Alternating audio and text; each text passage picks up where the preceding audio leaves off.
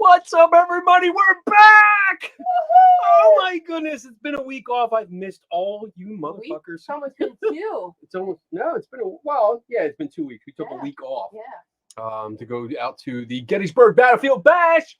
Woohoo! But welcome everyone to the official bar of skeptical pirates everywhere that know exactly why the rum is always gone. This is it right here. This is the place. Yep. So Kenny drinks it all. I do. It's all in my pirate skull cup. I see so many people jumping in. It's good to see everyone. I love it. Let's sound out. Oh my God, I gotta put my glasses on because I can't see already. I'm getting old. We got Audra, Tiffany, Diane, JD, Donna. Donna's double dutying. I am here. Double dipping. House. Dave Schumacher. Oh shit. That means things gonna get really techie. Barry, Melissa, Jade Kitten, what's up? How you doing? We missed you too. Tim Vickers. Tim Vickers is here to get vickered. And that's it. I think Barry March. Barry March. I think I said Barry. Yeah, Barry. I got to meet Barry over the weekend. He came out to the Gettysburg Battlefield Bash, and I got to meet him. We got to talk. We got to hang out. He was an awesome person because he brought me a bottle of rum. And for other reasons, Barry. You get special privileges when you bring me rum. I'll tell you that much. All right. So tonight, I'm going to bring on my guests in just a second here, but I got to do the rules first because the rules are important. Let's see. Rules. The Bob announcements. That Bob comes at the end. Rules. These are the rules. I don't know who we can. If somebody wants to donate something, we can sponsor the rules. Because I'm always in the mood to get shit for free. So rule number 1 is you are welcome to ask any kind of paranormal related question that your little heart desires to either myself or my guest or even Divine Donna, who is on the side because she has become part of the show. So feel free to jump in there. Rule number 2 is a very important rule that everyone needs to remember, including my guest, that we don't know everything. That there's going to be stuff. I know I pretend to be a know-it-all, but I just don't know it all. I have to look up stuff. What do you do? What? Stop with the product placement. Get out. You're not a sponsor yet. You got to pay up. Rule number 2, I don't know everything. If we don't know everything, if we don't know the answer to your question and we have time, we can look it up. That's the point of this show. It's a learning show, educational, so we'll do that. We'll look it up, we'll discuss, we'll share the screen. You guys can learn with us. So awesome all around. Rule number 3 is listen to Patrick Swayze and be nice. Don't be a dick. That's pretty much what it comes down to. This show is about discussion, about, I think my guest just choked on his drink. This show is about open discussion, debate, and, bringing your side or your perspective to it. And it's okay to have healthy conversation. If someone gets out of line and you start cursing or really making fun of people, then producer Donna will boot your ass. That's right. But be gone. Rule number 4, simple one. If you have a question for us, any one of us, please do us a favor and put a Q in front of it. That helps us, mostly Donna, because it's her job, to find all the questions and bring them up to us. And then rule number 5 is my favorite rule of ever. Drink up. Drink up, baby. See this beautiful cup? All right. Without any... She's getting the free plugs. No, wait. Before we even... What? I have a quick question before we start. Has nothing to do with this. Okay. How many times were you dunked? I'll get to that. Don't worry, because as soon as I take off my frame there and bring this into view, we'll talk about that second. I want to bring my guest on though, so we can start talking and start having fun. And here we go. John Kennedy is with us. Hey everybody, what's up? Buddy? How you doing? I'm not doing too bad. It's trying to stay cool. It's been hot as fuck here, so. All right, so John Kennedy is our guest tonight, and besides having the distinct honor of being the only one ever banned from the show and then reinstated almost immediately as soon as we could, because it was all a mix-up. give us a little bit about yourself. Just a short bio. Short bio. Retired military. Things that are going to be important to the show is I was raised religious, so I have a pretty decent knowledge of life after death when it comes to like religious things. Okay. And then after that, when I started coming out, really learning more about the biology and stuff of what happens when you die. It's kind of up near what happens after you die. That's more of a philosophical question at the moment because we don't have actual proof. But I am a materialist naturalist, which pretty much means that everything that we experience and everything that we see is part of the material world, and everything is from nature. So we're all natural. Really? That's what I'm going with. You're lucky. If I was a little bit more drunk, I'd be all natural in the seat. Oh, that would be scary. Wouldn't it? It would be scary. I would definitely turn the camera for you guys. I would not want to see that. No, I'm good. So Kenny would get vicared at that point. I would get vicared for my own show.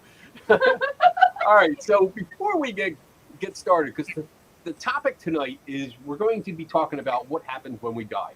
And I want to give a disclaimer to everyone watching, in case you're looking for like a very scientific, detailed, analytical discussion about it. Neither of us are experts. We've read a lot. We've researched a lot. I did a lot of research today. I did a Tony Stark where I learned everything I think I need to know to get by today because I've been so busy this week.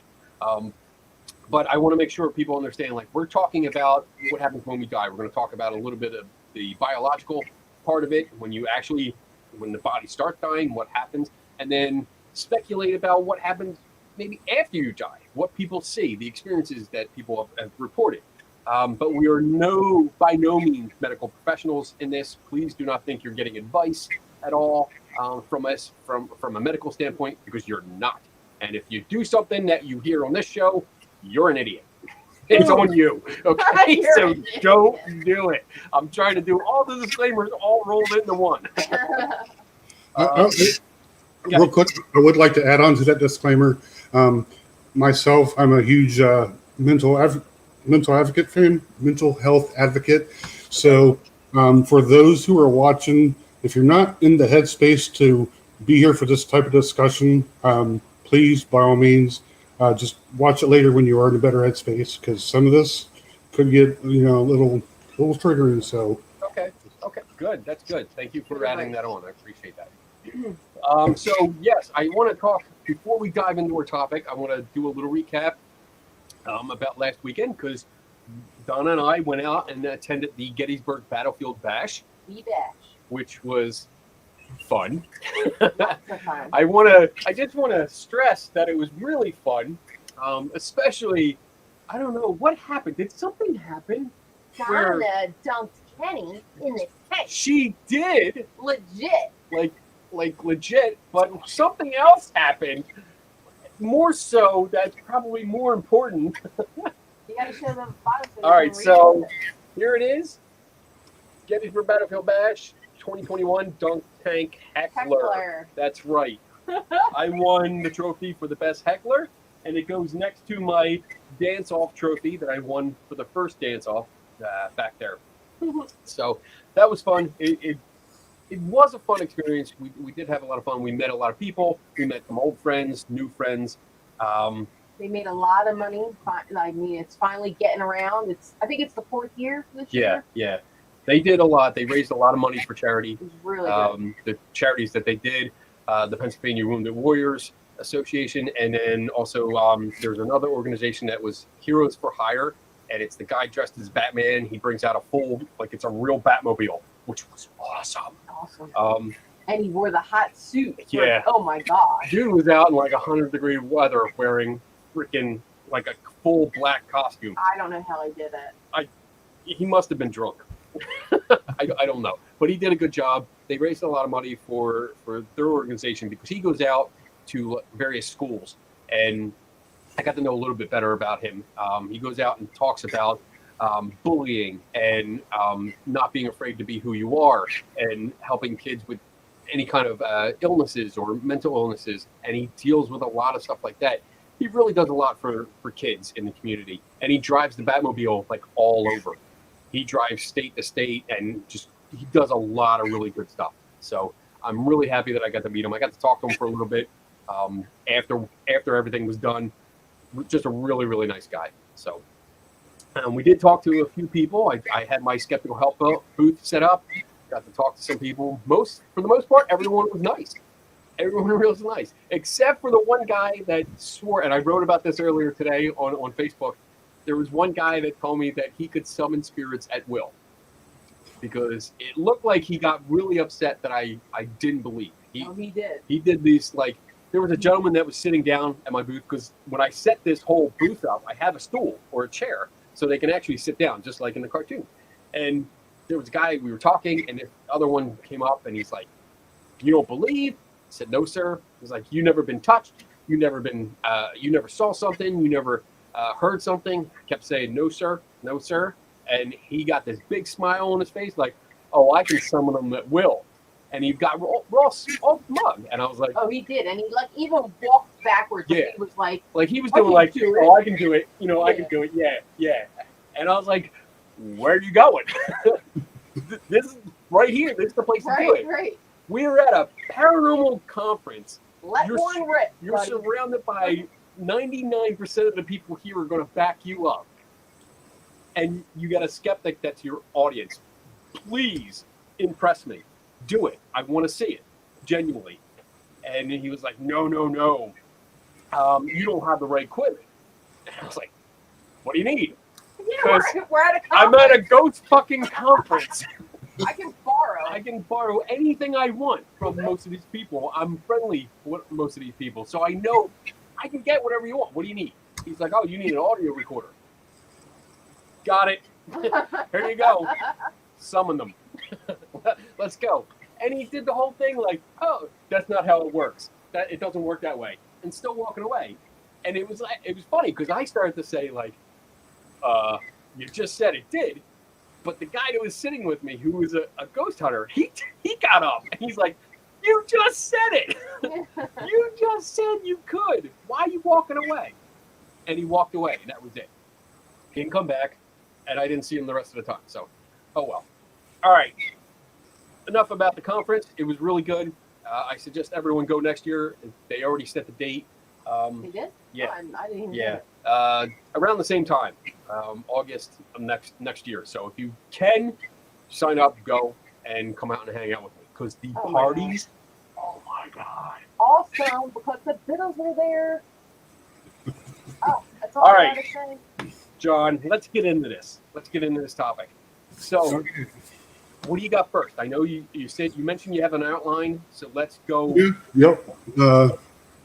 So, first, I would like to define what we're talking about when we mean life. Okay. So, you have the normal, what most biology textbooks talk about with the replication through DNA, the evolution, that kind of stuff. But that's not really what we're talking about here, because when the life after death, the DNA would seem to stop being a part of that life, if you will. So I don't know if you got something you could consider what you would think life, because I honestly, I looked up, I couldn't come up with a really good definition. I got a great definition of death, but I mean, life, I guess human life, you're alive because of your biological machine is running. You're breathing, you're circulating blood throughout the system. So as long as your heart is going, your lungs are going in and out, supplying oxygen to the blood, and the blood is being pumped through your system, pumped to the brain, keeping the brain oxygenated and alive. You are alive. And so that's how I would define, I mean, we're talking life, we're talking humans being alive. What constitutes a human being alive, and that's what I would say is being alive. Now, I mean, again, I'm not a medical expert. I used to be an emergency medical technician, so I mean, I look for those things: respiration, pulse. If you have to have those two things in order to be alive. To me, if you don't have either one, then you are dead. That's how I define it. It might be wrong, or I might be off a little bit, but that's how I define being alive. Before you get into like the brain activity, is that what you're saying? Well, brain activity, I mean, that we can get into that a little bit, but that continues. Even though your heart stops pumping blood, there is still brain activity. So there's there's biological death and clinical death. I think that's the two. Well, there's biological death, there's clinical death, and then there's something that's called social death. Okay. So I think you can. I don't remember the numbers. It's been so long since I've done all this stuff. But yes, you can. When your heart stops, there's still blood in your system. There's still oxygenated blood in your brain, so your brain is still aware. It's just it takes a few minutes for them to go. What are you pointing at? Oh, the screen. Oh, okay. Go ahead. Life, cellular respiration, metabolism, consciousness. Okay. All right. What else you got? So yeah, I want to go with what Dave's saying there, especially the consciousness part. That's kind of where I want to go with this a little bit. Well, okay, real quick on that one. The heart function, Dave. When I'm talking about life and death, death is when your heart can stop, but your brain can continue. So say you have a heart attack and your heart stops for so long, your brain continues to go, your cells continue to work, all these things go, but your heart has stopped, so you come back.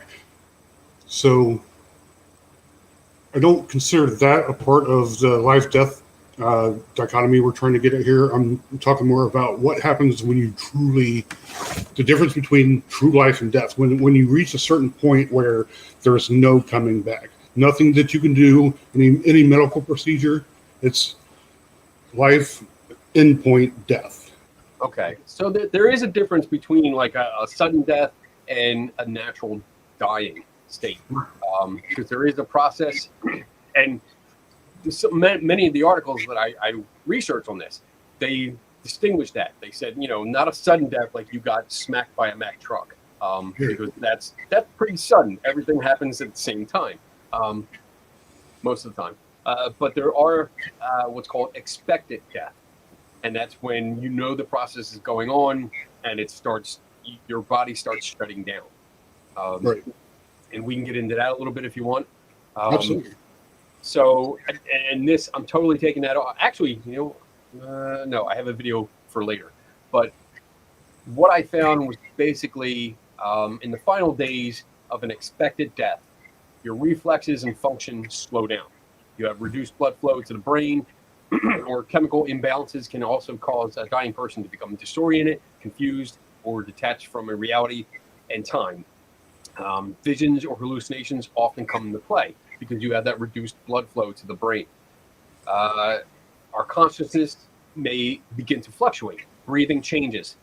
You start having, and these are like going from weeks to days to hours. And there's a full breakdown. I mean, I don't have it right here in front of me, but you can definitely look this up and find out. But yes, our breathing changes. Some of us go through what's called the death rattle, when you have that gurgling like sound that comes through. And I've had the unfortunate experience of hearing that several times throughout my career. And what that is really some secretions that are sitting in the back of your throat, and your body no longer has the ability to shift them away anymore because it's shutting down. Gradually, you enter a state of unresponsiveness, during which they no longer respond to external environment. However, with that said, I have found studies, and I hope Dave is proud of me when I say this, I have found studies that found when you get into this state of unresponsiveness, basically when you're in the final stages of death, you're hours or minutes or whatever from actually dying. the body becomes unresponsive. And these studies, and it's called electrophysiological evidence of preserved hearing at the end of life, which found that through brain scans or brain function that people still react to sounds. So if you speak to them, and many of these doctors actually recommend it, that's why family stays around. Even if the patient is unresponsive and doesn't do anything, they do encourage the family to stay around and talk to them. And because they respond, there's either brain functions that respond, or there's responses of eyes fluttering or muscle reaction, something like that. And this is way too much to get into. This is a Dave kind of report here. It's a Dave show. It's a Dave show. It really is, because there's so much here, and I had to look up some words because I couldn't figure out what it meant. But that's basically the process that I hear, that I've seen, that people experience dying. And again, that's more of the outside, what we see, what we observe from people dying slowly. And some of the questions, like I noticed Dave put a question about what about coma and people. I don't know. I didn't really get into that. Maybe you have something. Yeah. Actually, I got a great book that I just finished. It's called "How Does It Feel to Die?" It tries to address both sides of it. And one of the things they were talking about was when somebody's in a coma, they used not to have information for it, but they just recently, I think, back in, don't quote me on this, but around 2015, 16, they started to do research on people that were in comas, and they don't have so much of the eye flutter and stuff like that. The brain activity is kind of more dead, but they have things that they were starting to see with people in comas, where when loved ones were talking to them, they had some kind of electric responses in their heads. And sometimes it's not all of them. The ones that did recover, this is up in the air. It's kind of controversial right now, but they did say that some of the ones that had more family around and stuff did come out of a coma a little bit quicker. Okay. And better aftercare too. So that sounds like it would make sense. So right. Let's see. Do we have some questions so far that we can address? I kind of wanted to get into what we were talking about before we started addressing questions, because we really didn't get to the heart of I don't want to get too far. I mean, I don't want to get too far ahead, and I want to say again, this is more of a philosophical debate, so I'm not going to have all the answers. I don't think John's going to have all the answers. This is more, we're getting towards the real meat of the debate or discussion that we're getting to. So I wanted to touch real quick, and this is where I have a video. So I'm going to have a disclaimer with this too. It's not disgusting, but this is a short video that shows you what happens to the body after you die. So not necessarily the brain or experiences that people have like through NDEs, near-death experiences or stuff like that. This is basically what happens to the body as it decomposes and stuff. So if you have a weak stomach, this is cartoon. It's all done in animation, but just in case, I just want to make sure people don't get like freaked out. Because I'm sharing How a long video. Is it? It's like 2 minutes. Okay, so 2 minutes. Turn around. 2 minutes down. Share that, and I'm going to take this off of you so you can watch too, and make this full screen. Hopefully, I did that right. I should probably. Adventure. Death is a natural. Let me know if you can hear that. Life. While it marks an end to one adventure, it launches the exciting start of another. A few minutes after dying, something changes within the human body. Enzymes that break down food for energy during life adopt a new purpose. They start targeting the body's cells. The process is called autolysis and is the start of decomposition. Autolysis usually begins in the liver and brain, but will eventually digest all internal organs. It also breaks open capillaries, releasing blood cells that turn the skin a pale purple. While all of this is starting, the body is quickly exhausting its oxygen reserves. After 2 hours, muscles which require oxygen to function stiffen into place. This is the onset of rigor mortis. Rigor mortis usually starts in smaller muscles that control the eyelids, jaw, and neck. Eventually, it will spread to the entire body, 12 to 20 hours after death. At this point, enzymes have dissolved the gastrointestinal tract and released a parade of gut bacteria. These bacteria are hungry and begin feeding on what's left of the tissues and organs. As they go to town, they produce gases like methane, hydrogen sulfide, and ammonia. With nowhere to go, the gases build up pressure within the abdomen, inflating it. The pressure also forces liquid out of the body through places like the nose, ears, and mouth. As liquids seep into the surrounding soil, they enrich it with elements like nitrogen, phosphorus, potassium, and calcium. During this stage, the body also emits a sickly sweet aroma that attracts insects like flesh flies. The flies lay their eggs on what's left of the remains, which will serve as food once the eggs hatch 24 hours later. The entire decomposition process can last anywhere from a couple of weeks to multiple months. It all depends on the temperature of your environment. The hotter it is, the faster your enzymes can go to work, digesting you from the inside out. In a place like San Francisco, for example, where temperatures are around 70 degrees, it would only take about 16 days. All right, there you go. Hello. So that was the good one, Bob. Oh man, there we go.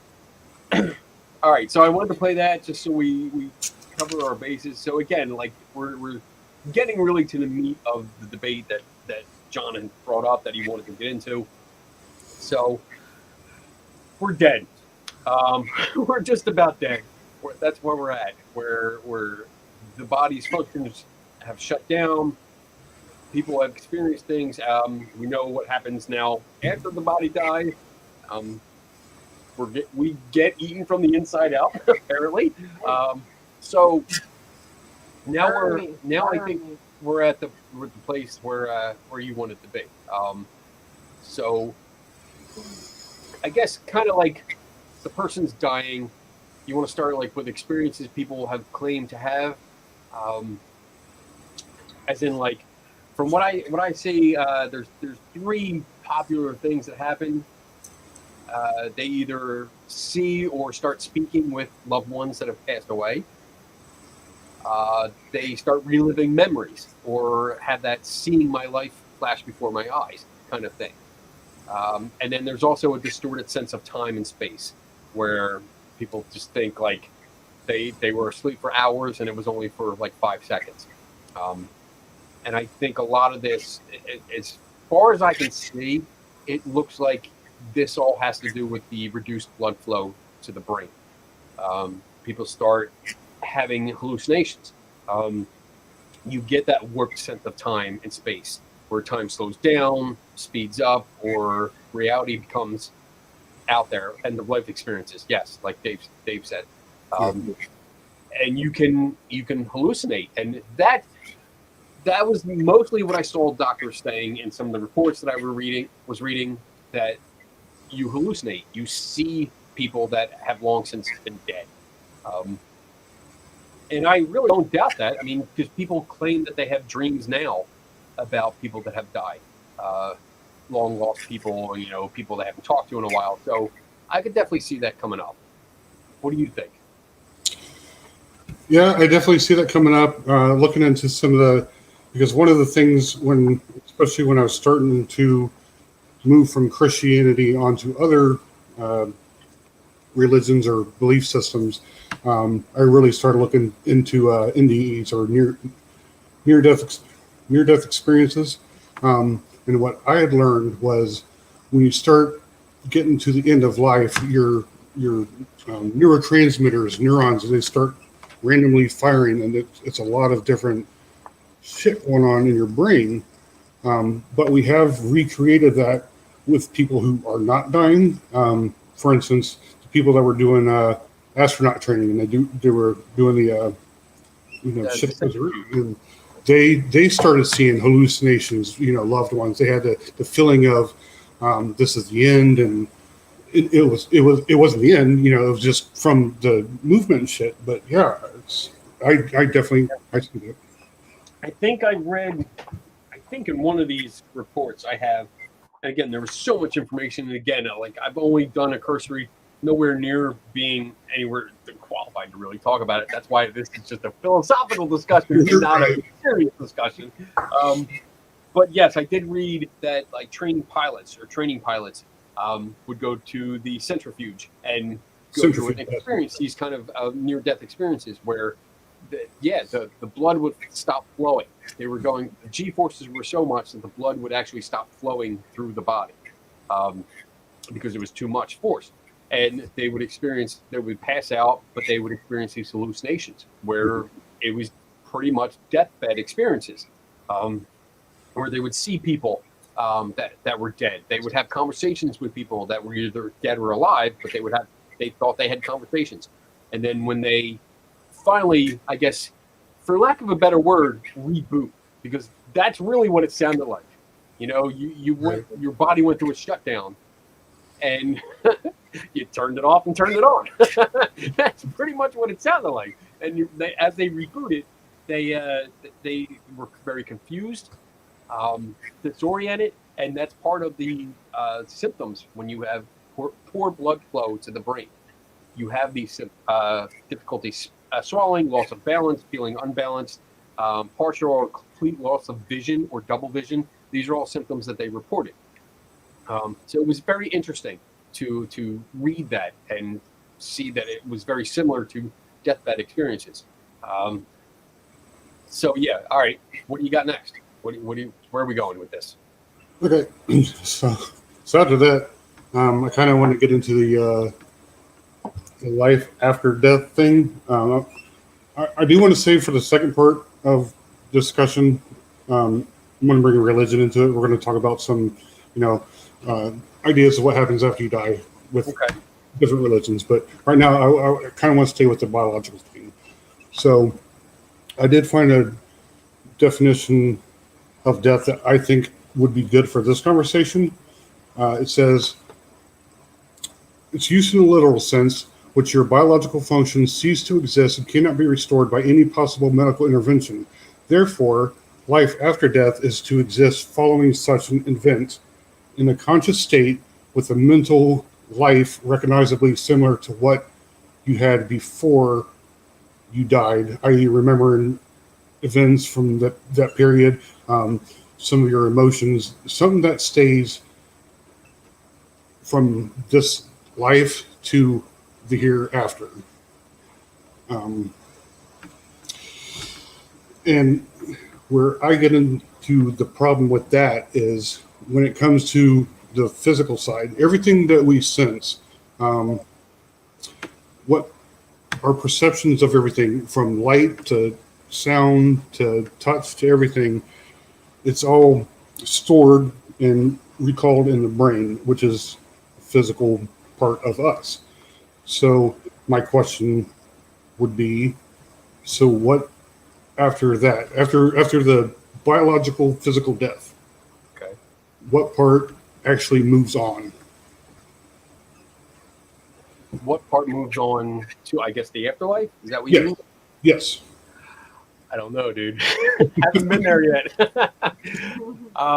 My big thing with that is, and I've said this before, and it's definitely philosophical and just out there for discussion, but it's like you go through life acquiring all these skills, amassing this knowledge, and trying to figure out what's going on, and figuring things out, and learning things, only to cease to exist. What happens? Like, where do you go? Is it about just passing on that information for the next generation going? Which I get. I mean, that's survival of the species. That continues the species. But for what purpose? Like, if the end result is just, you're dead. You don't get to enjoy everything. Everyone else will get to carry on until they're dead, and then other people will carry on. I don't know. I really don't know. what the answer to that is. But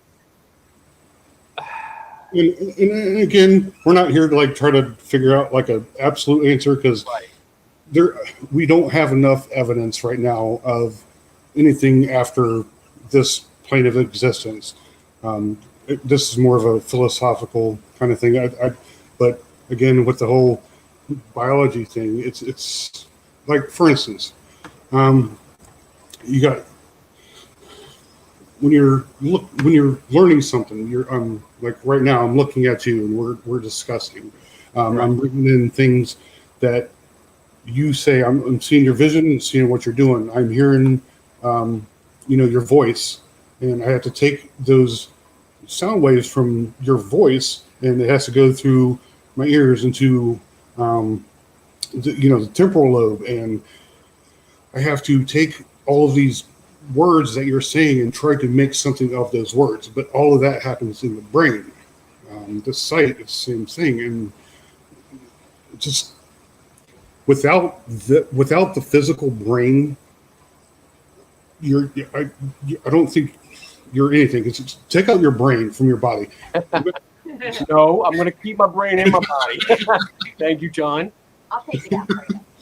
But say there was a special way that we can keep your body without your brain on some kind of life support system. Take out your brain. Where are you in the body? Yeah. So now you're talking about what makes me me, and Yes. consciousness versus, I guess, the soul, or like what is me? Right. That's a big question. What makes up me? What makes Kenny Biddle? OMG. Rum. Queen Pop said that earlier in the comments. Kenny Biddle's got rum in his veins. Yeah, that's a hard question. That's a very hard question. Like, what makes me me? And I think I remember reading different stuff about that, like what truly makes you you. But it's far gone. Like I don't remember exactly what I read at all. Not even. I shouldn't even say the word exactly. I don't remember what I read about it, just that I read something about it. I'm not even sure if it was legit or not. So what makes me me? It's that's really hard to say, because I know biologically everything's happening up here. Like consciousness is up here. But that's not where I feel me. Like I feel me more like around here. In his back when it hurts. I don't feel me in Kenny my feels it. except when I'm wasted. Then I'm like everywhere.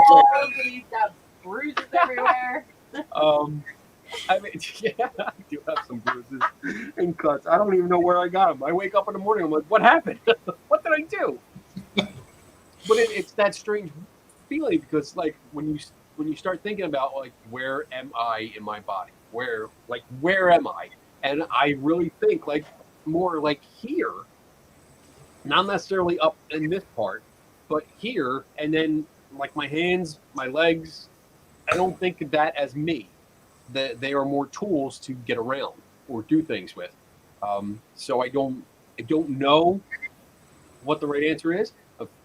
I have no idea what the right answer is, and I don't know if anyone knows what the right answer is to that question. No, or we'd be discussing the research of those right answers, and there's not a right answer. So, Okay. I would like to say, you were talking about, you feel the use up here, which I think is pretty normal. That's what most people think when they think of where am I. Like, you can cut your arm off or your legs off and you're still you. But you cut your head off, there's no you. I mean, alive or not. But a lot of your input is from your eyes, your ears, and everything's going up to the brain. So I think we have this kind of feel of who we are because of everything being processed in the brain. I could be wrong. Again, not a neurobiologist here, but Right. it's just my thought on it. I mean, again, and I know I do, Dave. I do see you asking about research and stuff, and unfortunately, it's just, like I said in the beginning. This is more a philosophical debate. It's reading stuff. I read through some stuff. I have one study here, but that's just on hearing as the last sense, I guess, or the last thing that happens when you die. Your hearing goes, but it stays throughout that. I have some other stuff. I don't know where I read about the pilots, and I know you had a big problem with that, but that came up, and I'll look for it again. I put it in my notes so I can reference back to it later to find where I read that. And I'm not saying they're exactly the same, but I think I did read something about pilots experiencing talking to loved ones, dead loved ones. So that's where I'm going with that. Well, people behave differently. Yes. Yes. Okay. Can I, real quick, can I jump in here? Jump in. Jade Kitten, thank you very much for that. That is something I wanted to bring up. So, like the lobotomies, we have research, and I don't have them on me. If you guys have any questions about what I'm saying, please feel free to send me a message. I will hit you up with any of the research that I found. But there's the lobotomy. There's when the corpus callosum is cut, the part that connects the right and left brain, the prefrontal cortex kind of damaged and shit. When things like that happen, we tend to be completely different from who we are right now. And that kind of plays into the whole soul. So if there's some kind of soul that is you, the people that are talking about souls, if there's some kind of soul that is you, then any kind of physical malady shouldn't have an impact on that very essence of who you are. Or for instance, if you're knocked out, I've been knocked out before. I can tell you, there's no fucking time. There's no nothing. It's black. It's not even black. I pass out and you fucking wake up and you're like, what the fuck just happened? So, I mean, really, the more John drinks. No, Donna, not from drinking. I just had a lip. It was just kind of funny when you said it. But if there's something that happens to you physically, there should be some. If there is a soul, there should be something that is taken out that you still perceive things around you, unless your position is the soul is also affected by physical shit. Energy. Soul. Thank you, Tiffany. But yeah, I mean, there's not a single thing that I found outside of religious stuff that says we hold on to something when when you're unconscious, when you're going under for surgery, even you lose all of that time. There's no memory. There's people that talk about it again, but we'll talk about that later. But for the most part, for instance, my dad died. He died of a heart attack a couple years before he actually died. But he was under for probably 10 to 15 minutes. And when he came out of it, and this is one of the first things when I really started looking into life after death, I said, I was expecting, the whole, I had these visions and I seen people and, everything we were just discussing. And I said, what did you see afterwards? And he said, there was nothing. He said, I remember grabbing my chest and I remember waking up in the hospital.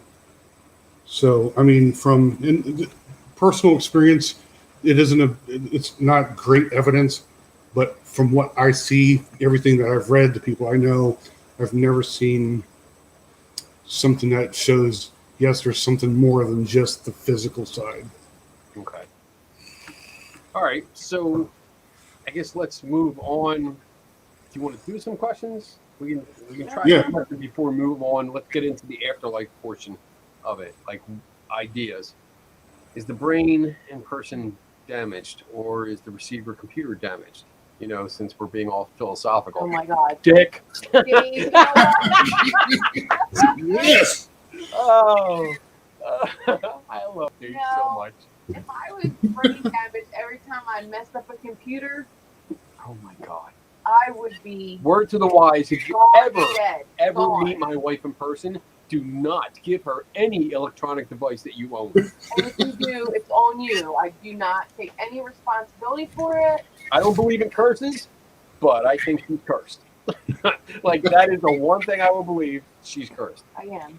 And see, that's probably why none of your electronic gizmos are working for the ghost hunting, because Donna's over there fucking it up. Thanks, Donna. Yeah. I mean, John, you have no idea.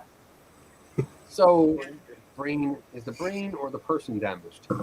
I don't know. When we were talking about the brain, you know, Right. like when John said cutting, you know, between the left and the right, like the brain, like when we were talking about, that's when his question popped up.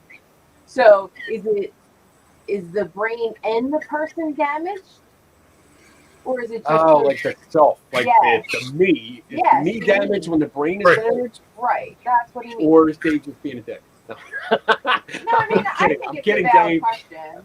I mean, So I guess again, like I feel weird. This is definitely out of my wheelhouse. So everything I'm saying here, just speculation. I want to put that out there because I kind of don't feel comfortable. Really, I'm just giving an opinion. That's it, based on very, very, very little, if any, research. Okay, just a little bit that I did today. well, we I had mean- a friend that had a lot of brain surgery, and I Okay. believe that even though, you know, when he got out of the surgery, he was different. Like, He was different. still him, but And- different. So Like, I think it does something to you that I changes you. I guess the issue is like, yeah, it changes your personality. Is your personality you, or is your personality a part of you? And then I guess, god damn, this goes even further, because then if a personality is part of you, then if the personality changes, then yeah, you change. Multiple personalities. Oh, let's not even get into that. Oh my goodness. I had a patient once. I don't think I can say that. Well, no, it's not personal information. I had one that had 23 different personalities, and I experienced every one of them in a half-hour trip to the hospital. And each one hated Penny. Pretty much. But So, again, go ahead. again, real quick, we have a understanding of that on a psychological and a neurophysiological level. We can look at things in the brain and say, from where we stand right now, this is what we think it is. This is what is happening in the brain to make these certain things happen with the multiple personalities kind of thing. So again, it boils back down to the physical side, and I'm the kind of person, I don't think there's anything outside of the physical. To me, consciousness is something that is a product of the brain, the physical brain. Right. And we have as far as I know, we have no evidence outside of that. I could be wrong. I'm sure Dave is going to say something. I know, I keep picking on him. I love him so much. This is where we have so much fun, when we butt heads and just jab. Yes, I love yes. it. So, yeah, and even with this question, like this, I'm not so sure about. Is that Okay, I have a little bit, if you don't mind. Sure, go ahead. So they have done some studies about people who have died on the operating table who are seeing things. I read somebody who saw a tennis shoe that was not visible to anybody inside of the medical room that she saw when she was under. The problem with those kind of stories is a lot of it's after the fact. There has been times where we saw people who were feeding them information or something was said, like picking up conversations from people that were talking when they were dead. But it can find out later that the family members were talking and they didn't think they could hear back when you're in a sedated state, you're starting to come out of it and you're picking up things. It goes back to the whole coma thing. You're hearing things subconsciously, even though you're not fully awake. Holy shit, that's a long question.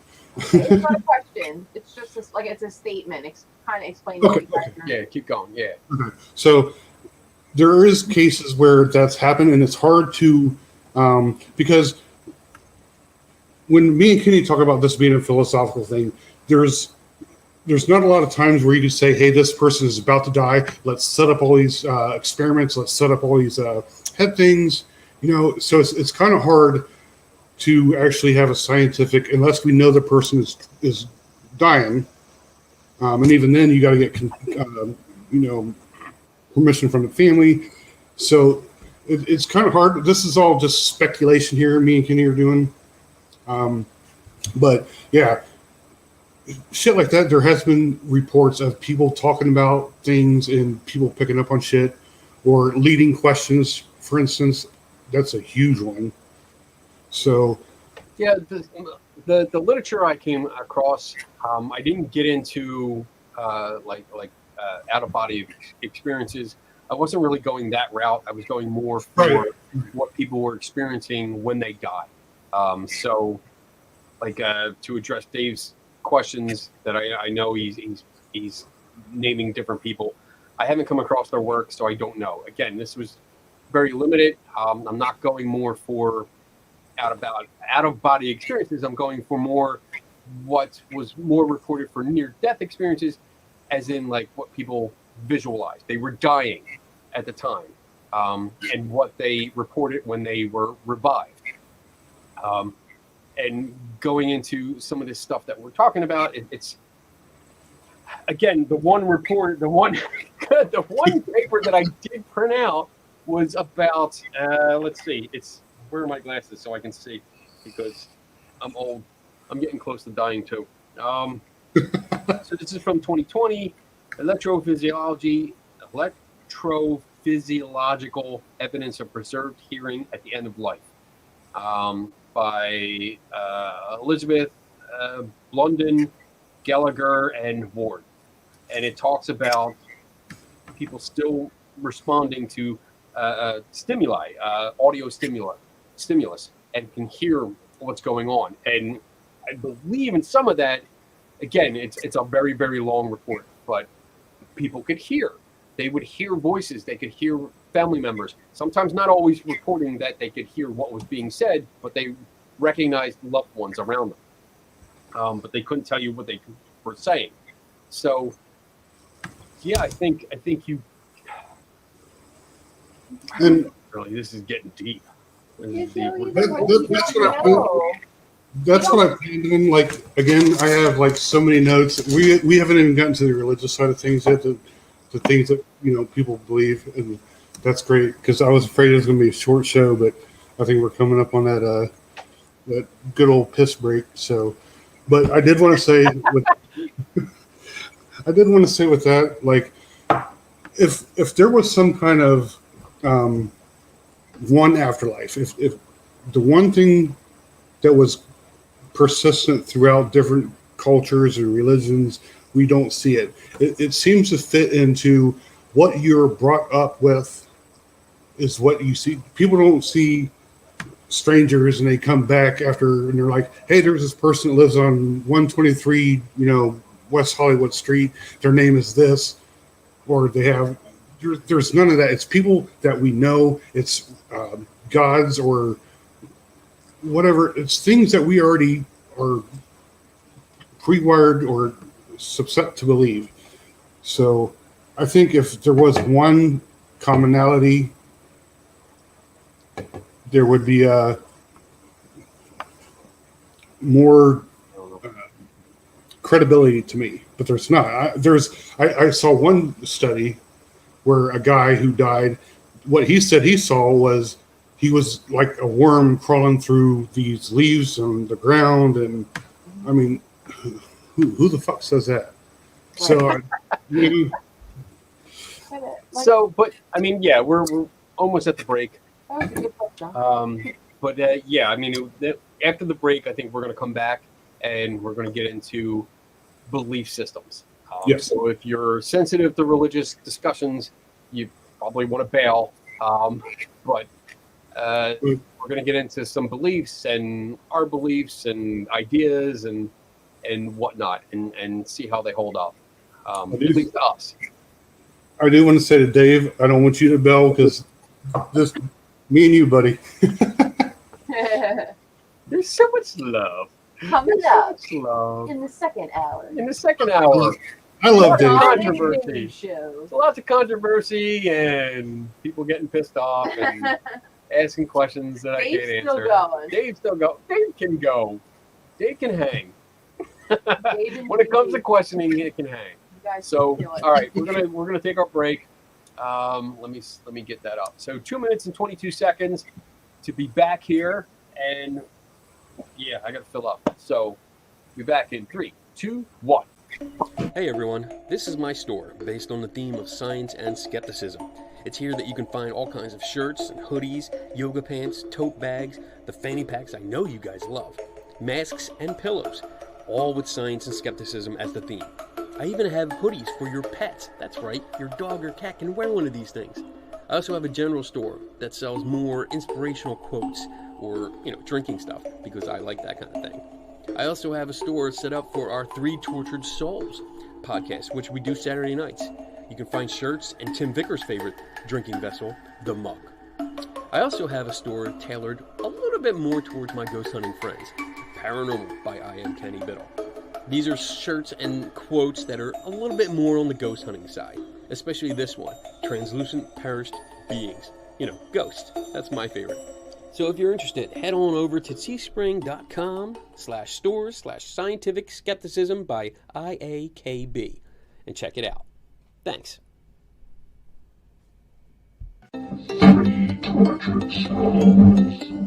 Are you tortured by what you see and hear about the paranormal field? Join us as we critically examine and question paranormal claims, science, ghosts, demons, cryptids, UFOs, ghost hunting technology, and much more are all on the table for discussion. Three Tortured Souls is a video podcast that streams live on Saturdays at 8 p.m. Eastern and 5 Pacific.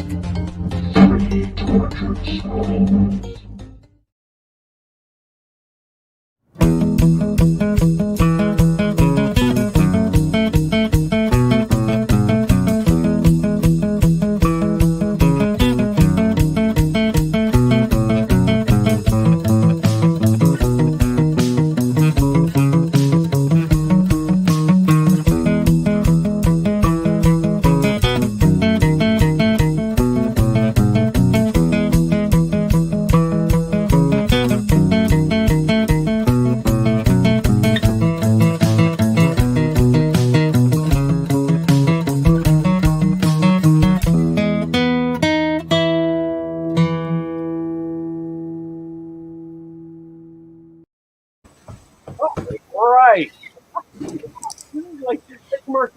Just enough time. I like it is down and I hear the end of the music. I'm like, oh shit, I made it. All right. So if you're just joining us, we're philosophically kind of discussing death and what happens when we die, and now we're going to get into kind of more the religious beliefs about what happens after we die, where we go, what happens, and all that stuff. If you're already with us, you've seen that the chat room is so alive. Just having fun. And I love it. So far, everyone's, respectful. So thank you, everyone in the chat room. I appreciate that. That you guys can have discussions for the most part and be respectful. Firm, I'm good with that. Firm, yet respectful, I'm good with. And as long as you're directing all your curse words at me, I'm also good with that. Ooh. Hey, I'll take some curse words too. Fuck it. You're dropping them. That's exactly why one of my bros believes so strongly in God, because of what he's seen on his multiple near-death experiences. All right, so let's get into this. And again, if anyone watching, if you have an issue, if you get very heated, if you're very sensitive, then I'm politely saying you might want to not watch this part. I don't know where it's going, no idea, but we don't want it to be about, back and forth religion. Oh, good. Fuck you back. I love you, Dave. And you know what, Dave and I are a perfect example of we can have different views. We can argue. We can go back and forth. We question each other. I don't mind when he questions me. I understand how questioning, especially his questioning, because he's just like me, where we dig. We're questioning. We want the facts. We want this. So I get it. And I understand him. So if anyone's watching, it's like, holy shit, Dave's fucking pounding him. No, he's not. He's cool. I respect it. So it doesn't bother me. I want to say that. Like anything, all this, like Dave and Tim, Three Tortured Souls, fucking love them. That's kind of one of the reasons I was hoping to bring up this whole topic on this show, is because Dave had his say on Three Tortured Souls, and I kind of want my say to kind of answer Dave and kind of poke the bear a little bit. But I love you, Dave. So, all hate mail, please send to johnkennedy@yahoo.com. All right, so we're at the point we speculated. Disclaimer: we speculated all about dying. We gave some information which may or may not be correct. Again, don't take a medical advice from us about dying process. I played a cute little video about what happens to your body. It apparently gets eaten by flies. And then now we're dead. Now we're dead. So let's get into the religious part. This is really what you wanted to talk about. So yes, absolutely. Let's get into this. We're dead. What happens? And that's a big mystery. Yeah, the biggest mystery, because every time we think we have a structure of what's going on, we come to find out, hey, this is wrong, or whatever. So everything that's been tested religiously has been over time, maybe not like right away, especially way back before we had all these scientific experiments and all the equipment and shit. This is what we think is happening, and they lay all these laws, rules, thoughts, and how things work down, and it's been proven a long time and again. So when it comes to religion, I'm trying to be respectful, so everybody that didn't already leave. Remember, this is a conversation between you and me. Right. Everything else is icing on the cake. it's either that awesome chocolate icing, or it's that shitty pink icing that I freaking hate. But either way, icing is cool. So, okay, so pretty much one of the things I did want to discuss while Dave is still here, we were talking about, this is where this whole conversation, one of the reasons this conversation came up is we were talking about the difference between religion as a belief system and religion as a supernatural phenomenon. Okay. And where my whole problem with that is comes into, so yes, you can have religions that there's no supernatural, like the religion people, you worship money, there's no supernatural shit there. But when you're actually talking about religion on a colloquial sense that that all of us discuss on both of these shows, we're talking about people who have this belief in some kind of afterlife or some kind of God or some whatever, and that's that's the part that makes it paranormal to me. The supernatural is because even if there's no like deity, there's no gods, goddesses, whatever, you still have that going back to the physical side of our minds. We don't when that shit stops, everything after that, ghosts, souls, gods, all of that is paranormal. So that's the part to me that makes it a supernatural claim. Okay. So supernatural, according to dictionary.com, says of a manifestation or event attributed to some force beyond scientific understanding or the laws of nature. Correct. A supernatural being. So, and what you're referring to is, I think, 3 weeks ago, because we had 2 weeks off with 3TS, Right. Which is Souls. So 3 weeks ago, I think we did a show and we talked about, I think Dave and I were discussing while Tim was eating popcorn. We were discussing about like paranormal and religion, and I guess the two versus each other, or they were similar. And I kind of I grouped them together as more of a paranormal, supernatural kind of thing. Mm-hmm. Whereas Dave pointed out, like most studies and most surveys and stuff separate the two, religion and paranormal. Ghosts and UFOs and Bigfoot and stuff are all on the paranormal side, and then gods, goddesses, or religious entities or deities are on a different side. The divine. The divine. Oh. So that is one of our sound effects. Oh, I don't know if you can hear it, but I did put sound effects in my thing. I want to play it real quick. Wait. Tell me if anyone can hear that. I can hear it. All right. I don't think we can hear it, but I think everyone else will be. Anyway, so the definition here to me, yes, it groups it together because it's some force. It's attributed to some force beyond scientific understanding, and I think after that show, what you didn't see, so this is behind the scenes information, is Right. that we continued the conversation and kind of gave like an idea, like the paranormal. And when we say the paranormal, we kind of, it usually refers to ghost hunting, ghosts and spirits and stuff like that. That's something that you come to believe.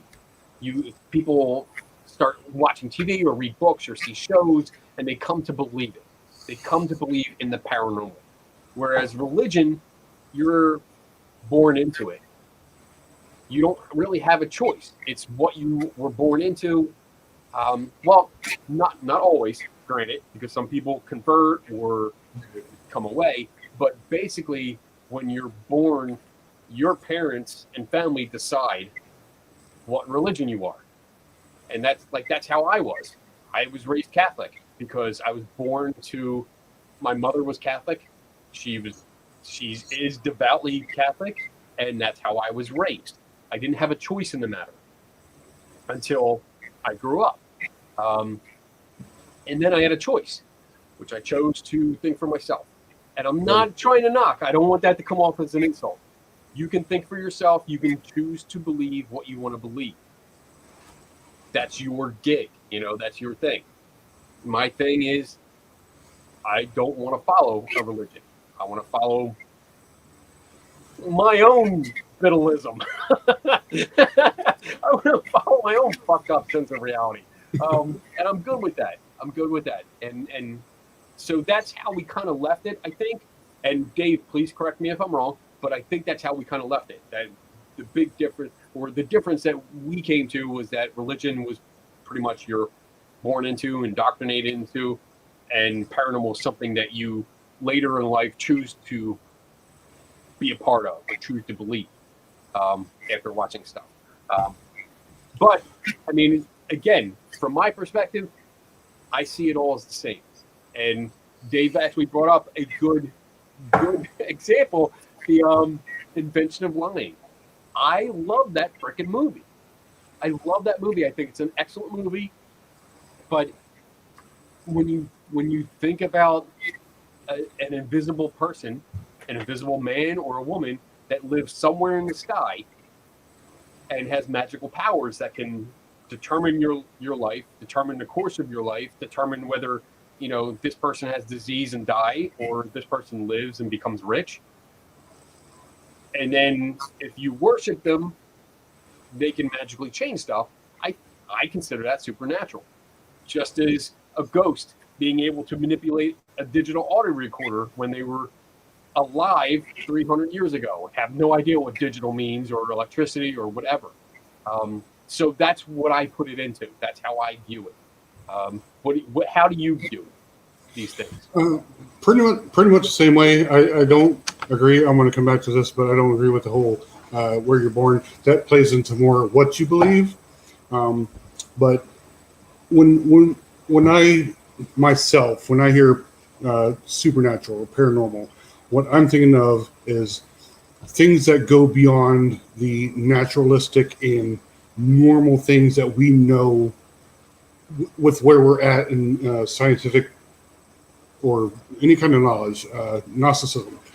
It goes beyond that, which is where when you start getting into like souls, for instance, because that is a part of with religion. Now we'll get into that later. Most religions believe in a soul or some kind of afterlife, and that to me is not natural. We don't have a naturalistic definition of what is a soul, what is the afterlife. We can't measure it, as far as I know. We're working towards that, and I'm not trying to do the black swan fallacy, which is, you know, we haven't seen it before, so it doesn't exist, which that's bullshit. But until, from a skeptical standpoint, where I come from, I suspend belief until I have the proper evidence. And I did want to show the shirt, which because it's part of it. And then Carl Sagan also said, extraordinary claims require extraordinary evidence. And where we are currently right now, anything that has to do with an afterlife or souls, that's way beyond where we're at right now. And to me, at least for now, until we can get this shit figured out, it is paranormal or supernatural. I tend to agree, because it does happen to be based on your belief, and I think that's what a lot of dare I say deathbed visions have to do with. If people see what they see, who they see when they are dying, in the process of dying, I think has to do with some of their beliefs. If they see heavenly scenes or heavenly figures, angels, or such like that, I think it has to do with their belief system, because that's how they were raised. They've always known that. And I know, and I think I've shared this before, but when I was younger, as I moved away from religion, I was scared. I was scared shitless, like, because I had that idea, what if? Which, by the way, if you're watching the Marvel What If, awesome series. Side note. Anyway, but that what if scared the hell out of me. Like I like, what if I'm wrong? What if I don't do this? What if? And then I started really thinking about, because naturally I'm a troublemaker.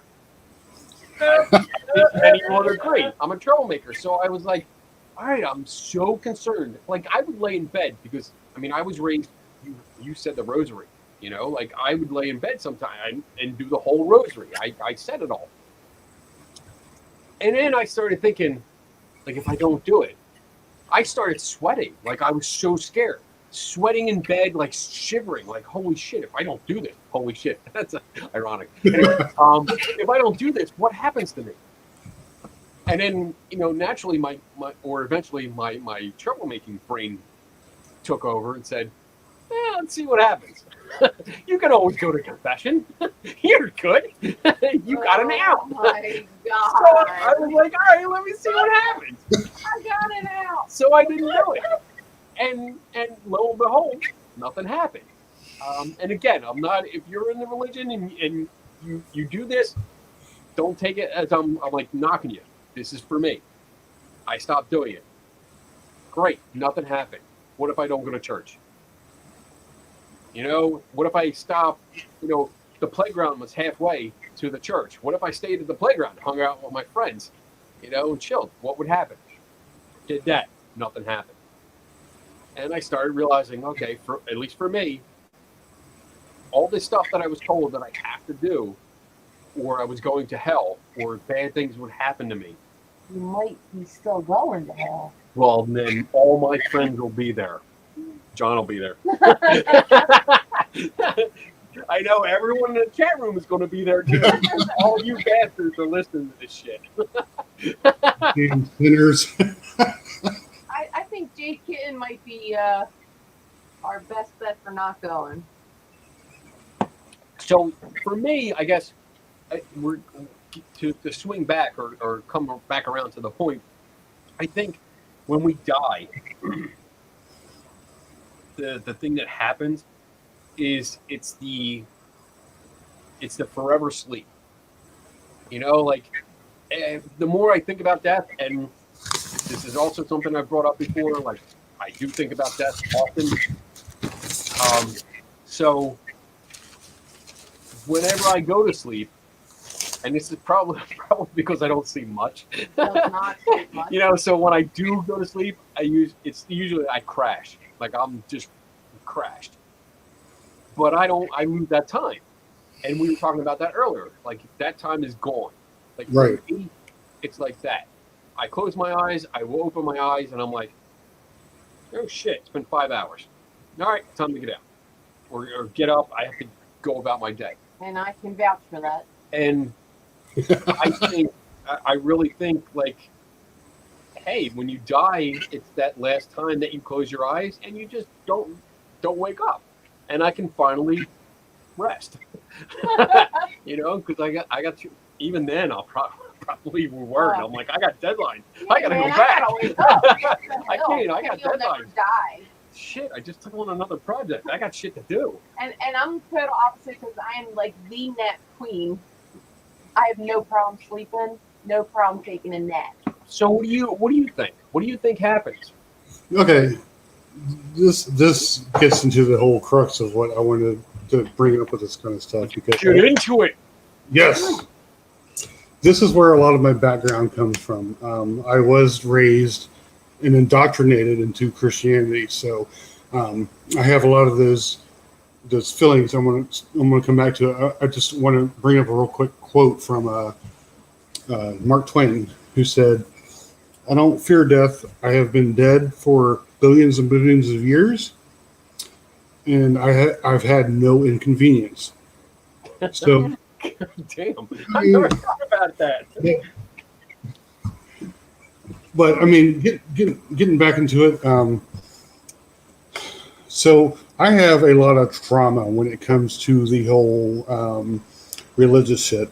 My things went a little bit further. I remember nightmares, waking up crying because I thought one little sin that I did or one little misstep from my indoctrinated religion was going to send me to hell. And I had these really vivid dreams of hell. And that to me that's what I want to stop. It's not these people that believe in, like, for instance, reincarnation. You're coming back because you had bad karma. I want to get into that later, but you're not coming back because you had bad karma or you weren't a decent person, so you have to come back. It's more of you're going to hell, which is a place of eternal, not just a limited time, but eternal suffering because you didn't hold up to your end of the bargain of what your culture said was the rules of that God. So I have a lot of issue when it comes to that kind of stuff. So I think what you're saying, like, I see, like, reincarnation, the concept of reincarnation is basically you keep coming back until you get it right. Right. Whereas in Catholicism, it was like, you have one chance, bitch. You do it right. Right. Yes. You're either going up, or you're going down. Yep. That's choices here. And then I think sometime along the way, they're like, you know what? We got to do like a middle ground here. So we got purgatory now. We're going to throw that in there so that, people pray for you. You might get a free pass Right. and go on. But you still could drop. The floor could fall out and you could still fall to hell. So you're right, Jay Kitten. I think fear of Yes, hell is, absolutely, Jay Kitten. 100%. I mean, we can get into that a little bit later. I'm going to write that down, but it messed us all up. I don't want to disrupt what you're saying here. So yeah, like reincarnation, you get chances after chance after chance until you get it right. Whereas, yeah, in Catholicism or Christianity, it's a one and done. You don't get a second chance, so you got to do it right. So I can see how you could have an issue with that. I mean, because it's basically, and this is going to sound harsh, but it's basically like saying you either have to follow our rules, even though we seem to give you a choice, or not. You need to follow our rules perfectly, or eternal damnation. Right. Which is, it kind of sucks. That's not a good deal. I don't have a lot to say about this, but I did want to touch on the whole free will thing real quick on that. What is free will if you say, yeah, you have free will, you can do whatever you want. However, if you don't follow my guidelines of what free will is, you spend eternity in hell. Like, what kind of free will is that? That's not free will. Right. Yeah. That's telling you you have to live within a set of rules. That's not free. Free will, to me, and we can go back and forth on this. To me, free will is basically you do what you want to do. You have a choice, whether it's considered good or bad, and again, sometimes that's subjective. And I'm not going to say all the time because I think just outright killing somebody is bad no matter what. Just outright for no reason. Just random. Okay. What are you thinking about, damn it? Why are you looking around? Okay, so hang on. Randomly killing just a random person for no reason at all is bad. I will be on the side of that 100% on the bad side. Someone that is a child molester, I don't have a problem with them not being around anymore. Yeah, but if you take them out, are you bad? Are you going to help? Because you took him out. I think in the eyes of the people that he abused, no, I'm not. Yeah, but they're not the ones that are saying you're going to heaven or hell. I don't care.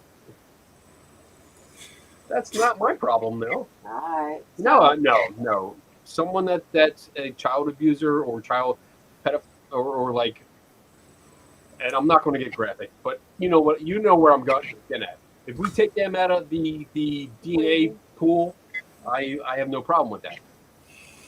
So. Well, yeah, I don't have any problem with that either. But I'm just saying, I'm going back to if you kill somebody. See, I mean, if we go, all right, let's go back a little bit and talk about Christianity. There are commandments. You shall not kill. Right. That is a commandment. That means under no circumstances can you kill another person. However, if we're home, we're chilling, we're having a good time, we're watching a movie, we're watching, I don't know, as the invention of lying, because it's a cool movie. Thanks, Dave. Someone busts in the door. We don't know who they are. They're busting in. They pull out a gun. They're like, I'm going to kill you. I reach over. For some reason, I have a gun next to the bed. This is just hypothetical because that's not actually how it is. I shoot them first because they are going to kill you and my son. Is that bad? That's what I'm saying. That's what I'm saying. It's not bad. But it just stated you shall not kill. Right. There were no stipulations on that. Exactly. So that's my problem if you with that. killed him, even though he was going to come in our house to kill us, I still think you did something wrong there. Really? You think I did something wrong? You think? In the eyes of the rule. Oh, in the eyes of the rule, yes. Yes. That's it. So any war. I'm talking about the rule. Actually, so we can really play with this, and religious people, I apologize, you're going to get pissed off at this, but if we go by that rule, I gave a warning. I gave a warning at the top of the show. You shall not kill. If you go back into the Old Testament and rack up God's kill count, how many people he ordered his people that are not supposed to kill, God's at fault. For instance, real quick, Kenny. We need Q from Star Trek to put God on trial. Oh, this is getting bad. All right. Okay, so wait. I want to chime in on that conversation because Star Trek? I love Star Trek, but no, for instance, the killing, unjustly killing. Let's say, for instance, you're stuck up in the Himalayan mountains or going up to any fucking mountaintops. There's nothing else around. All right, you're about to die. You and your crew that you came with is about to die. There's no plants because it's all frozen. There's no animals you can get to. So if you live by that rule, you can't kill unjustly. Then what you're committing that whole group to is death because you don't want to kill somebody. So. Or there's other tribes that have the cannibalistic side. They did the sacrifices, but at the same time, they took those sacrificed people and had a feast because the droughts or whatever. So that's where I'm coming from when you're talking about unjustly killing somebody. It's they didn't do anything wrong, but to make it to where more people could live, and this is. Just me. I know people have different thoughts of it. I'm laughing. I'm not laughing at you. I'm laughing at. We started out this conversation by talking about what happens when we die, and we're talking about cannibalism. Oh my goodness! How much alcohol did we drink? Wow. Okay. So, I mean, yeah, I get it. I don't want to go too far down this path. Of justly or unjustly killing and stuff like that, because that's just one of the rules. Let's bring it back to death and where we go. So I can really kind of reference Christianity because that's how I grew up. That if you did good, if you obeyed all the rules, if you did everything right, you went to was St. Peter at the pearly gates? Is that I think who you go to? Yeah, one of those things. You have a chat and you go over everything. I mean, I don't really expect to go, so. Oh no, you'll be at the gate. I'll be at the gate. I'll be all I'm gonna get out of line and just sit here and be like, nope, I'm in limbo, bitches. I'll catch you on the flip side. You know what's going to happen. We're going to get to the pearly gates, and there's going to be a fucking dunk tank. So yeah, we get up there, and it's according to Catholicism or Christianity, you can get into heaven. If you're not so good, you go to purgatory. If you're really bad, you go straight to hell. These are man-made concepts, and whether you believe or not, unfortunately, they are man-made concepts that were borrowed from other religions, right?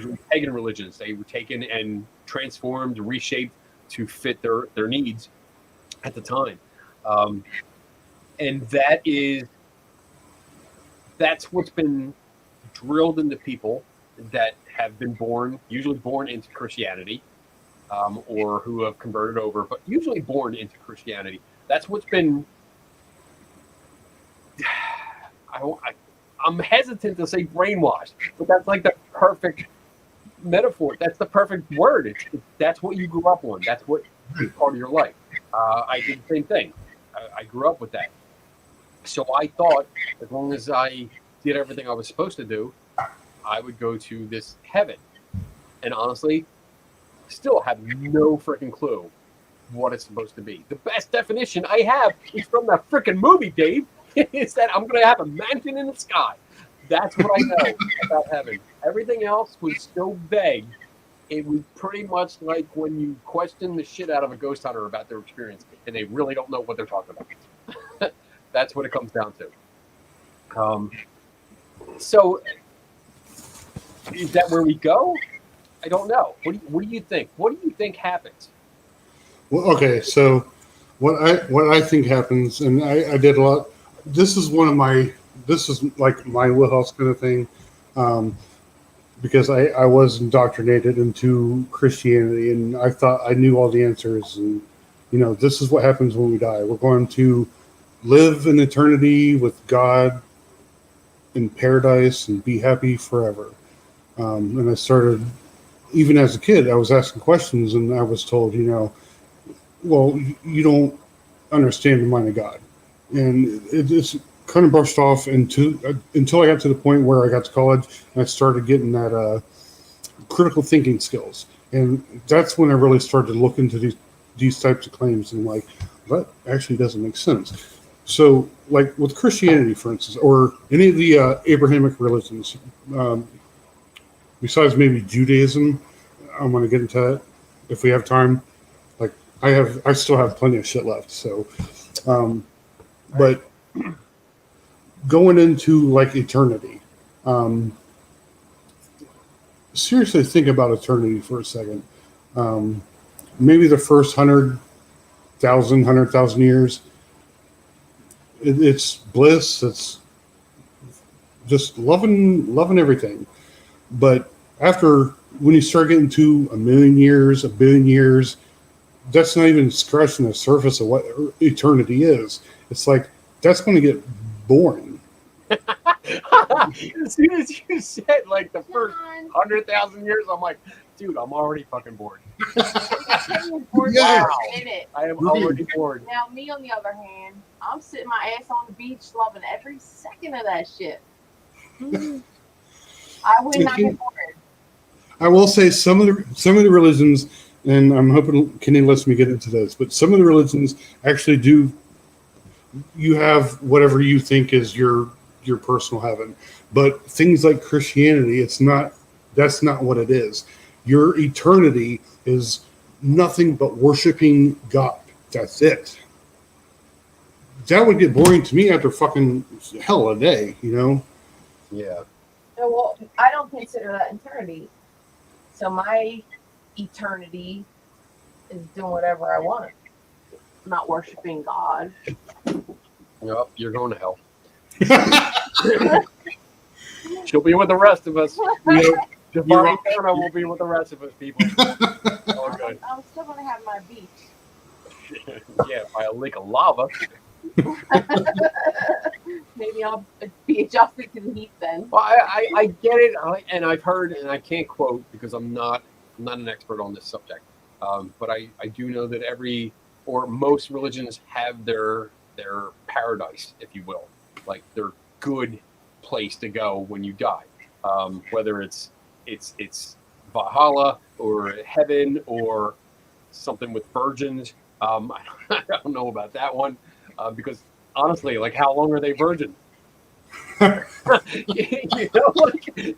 Honestly. And I will say, when 72 virgins. Like, how long are they virgins? And it doesn't say if it's okay. So if you're a cis male, it doesn't say if they're female virgins. Right. So maybe there are a bunch of male versions, and that's not your thing. Then what? I mean, so. I don't know, but there's always that happy place. Yes. What Yes. is that? The happy place. You know, the happy place that you strive to go to. But maybe, Kenny, maybe your happy place isn't just relaxing. Maybe your happy place is jumping around like crazy, going to talk to all the old people that you didn't have a chance to talk to. That is my, I do that already. So maybe this is my heaven. I already do that. No, but I'm saying like people that you haven't been able to speak with, like the people that I've Oh, I'll already get to told. Oh, then? No, I'm not worried about that. No, I'm not saying you're worried. I'm saying maybe that's your happy place when you. Okay. That's your eternity. Like mine is sitting on the beach. Yours would be like, I can't sit still. I'm running here. I'm running there. I gotta go check out this. I gotta go find him. So there's still a happy place. There's a happy place. That's Kenny's happy place. And then there's always the bad place. And I think, again, I'm speculating here, but I think every religion has. Shut up, Dave. Every religion has the happy place and the bad place. So there are rules in place that you have to follow in order to get to the happy place. You have to work to get there. Yeah, and I will say, studying for the show, this is more where I was aimed towards. Again, I didn't know a lot of biology and all that kind of shit, so I did what I could. But this here is more my wheelhouse, because when I was leaving Christianity, I went through a lot of different religions, and I can tell you the ones that I've researched, which are I went from Christianity to Islam to Judaism to fucking Buddhism to Hinduism. There was so many different things, and I haven't found to this day, unless somebody can correct me in the comments. I appreciate that, but I haven't found a single religion that has not only a good place but a bad place, and that's even including things like when you're talking about reincarnation, like Buddhism and Hinduism. You still have a good and bad place. They might not be as bad as other religions. Christianity is really terrible with that. Islam is really terrible with that. But things like, say, Buddhism, the bad place isn't quite so bad as Christianity, but you still have that. If you don't do good, as a from what we're saying, like with Buddhism and Hinduism, it's karma. If you have bad karma, you do bad shit when you're here, you're going to go to this place and you're going to be punished for what you did here, and you're going to come back and try the fuck again. So every belief system that I am aware of, I'm not saying it's absolute because I don't know every religion. There's fucking thousands and thousands, but every one that I've looked at, there's always a good place and a bad place, and it's based on what we do in this life. Okay. So I guess when we die and we start having these ideas, like I know there's a lot of people that are confident, like they're going to go to like a heaven, or they're going to go to the place. Most people think they're going to the good place, and newsflash, none of you are. No, you're not. We're all going to the same place. Speak for yourself. Whatever, you're going to be there. You're not living according to the rules. We already established that. I am living with you. Yeah, you're going down. It's my penance. This is what happens. I had to come back and repent for something I did. What? So you're reincarnated now, I am. right? I'm reincarnated. Is that what it is? And this is my punishment. I'm not sure how to handle that. I'm not sure how to respond yet. I'm going right up, guys. I am going right up. Y'all up know it. Where? To space? I am fine. Because that's what's up. I'm going straight up. Oh my goodness. Beaches, ferries, rainbow. So we die according to whatever belief system that we follow. We go to a good place or a bad place. Sometimes there's a middle ground where it's like, we're not sure yet. So we're going to send you here to figure it out. So what if we don't follow a religion? What if we don't follow it? Like, for me, for example, I don't follow any religion. I don't have beliefs in any religion. I don't believe in any gods, even though I wear the hammer of Thor and the wolves of Odin. I don't believe in those gods. So, according to me, based on what I've read, but based on what I've been able to gather, my idea right now is that we close our eyes, that's it. End of story. There's nothing else. There's nothing more. I don't think we're coming back. That's impressive. That's why I don't sleep, because I want to get everything done. I have so much shit to do. I need to get it done now. So yeah, we close our eyes. That's it. Done. End credits. The end shows up. Screen fades to black. You're done. Everyone else moves on. I don't particularly find that depressing, even though No. do. And Kenny, I'm glad you brought that up because there's a lot of people, especially around here, because it's super religious, and they say you must have a depressing life or you're nihilistic, and it's like no. I'm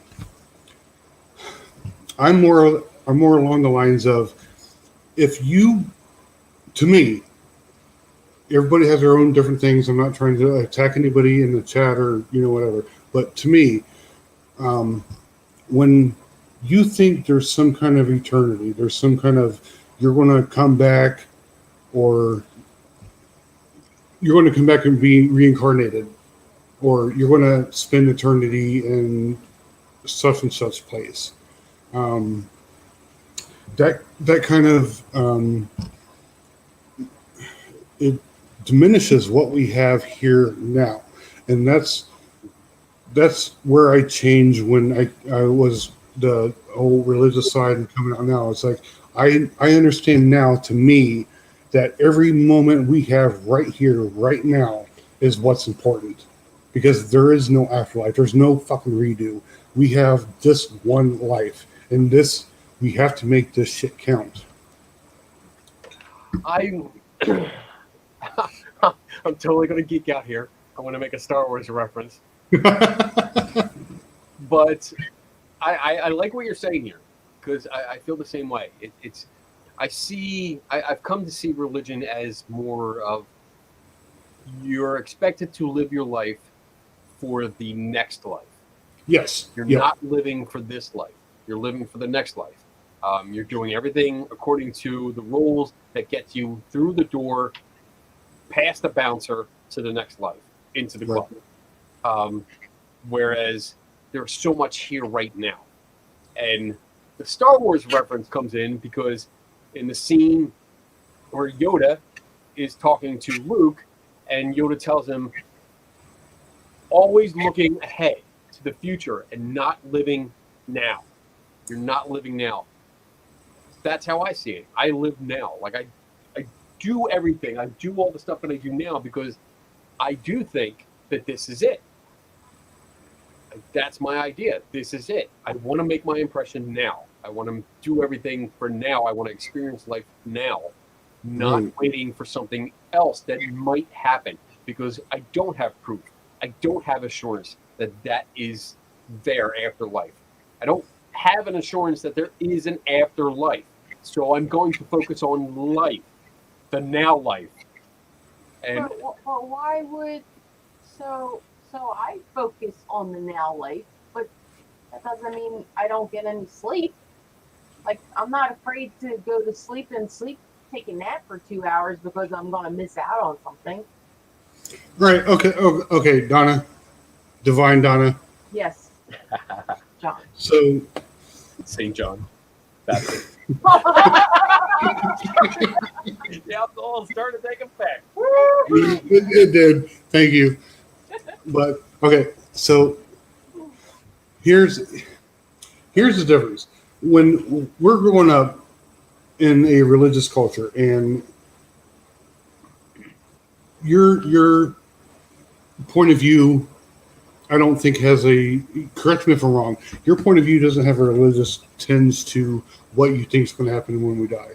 So when I go to sleep, for instance, like you were saying, when I go to sleep, I'm not worried about what's going to happen when I wake up. The same thing the same thing correlates to the long dirt nap, if you will. I don't. I'm not worried about what's going to happen after I die. What I am worried about is trying to, while I'm awake or while I'm conscious or whatever, however you want to put it, I'm making every step to let everybody I know, my loved ones, my family, my ohana, all of that, I'm letting them know this is how I feel about you right now.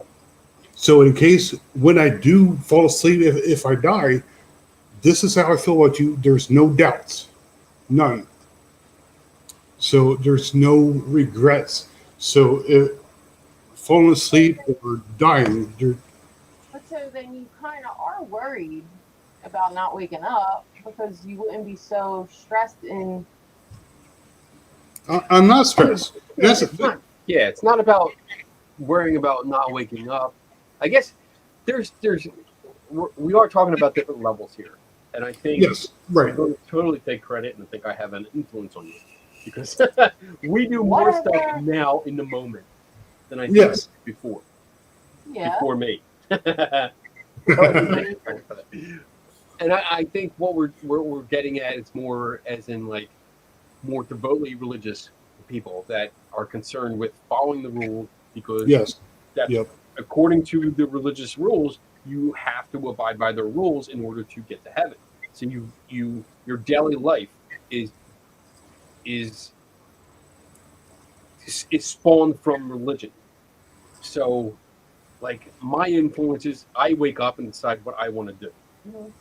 I don't think about other people's rules. I'm like, all right, I'm going to go there. I'm going to do this. I'm going to drink until I'm fucking plastered, because I want to. Whereas I think what we're talking about as more of an example is people that base most of their life on the religious aspect of it.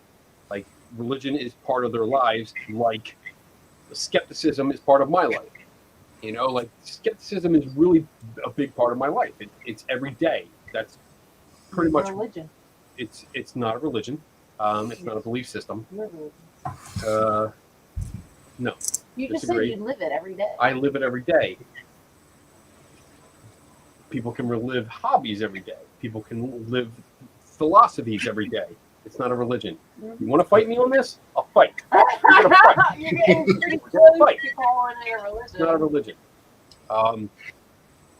But the idea is like, all right, if you have this, if your life is more religious than everything else, if you bring religion into everything, just like I bring skepticism and science into everything, again, it's not a religion. But if you bring apples, baby. If you apples, oranges, hello. If you bring in medicine, if you're a medical doctor and you bring in medicine into everything, that's not bringing your religion. That's bringing your passion, what your hobby is, what your life is. You bring into everything, and you dictate your life according to that ideal. Which is what I think we're talking about is like when you base your life first on the religious beliefs and you live your life according to that. You're going to live your life for the next life, not the next life. Well, I consider myself living this life for this life, but still being good in this life because I do hope that there's another life after this. I'm not doing it to get to the other life because there might not be one, but I'm not going to take that chance by, being a dick. That's why you're going to hell with the rest of us. Okay, so no. Yeah. You're going to hell. Yes. Divine Donna. Yes. I have a question for you. So you're not living this life for the next, right? We should bring Donna on since she's talking so much. She has. Hi guys. Hi Donna. You got a special guest right across my feet. I'm gonna take it off. Don't worry. Okay, so There we go. you're not okay. So I'm gonna. This is bringing. I'm gonna bring into what you just said. I'm gonna bring Dave into it. I hope he's still here. So religion. It's not. People misuse religion because they attribute it to beliefs. There's difference between belief and religion. Religion is like a social, um, cultural construct that we have that is pointing out here's what the morals are, here's what your beliefs should be, here's what your worldview should be, here's what your text should be. This is what you do to get to a better place. When it comes to like beliefs that I think you were talking about, it's more of a this is what we believe. Oh shit! Am I gone?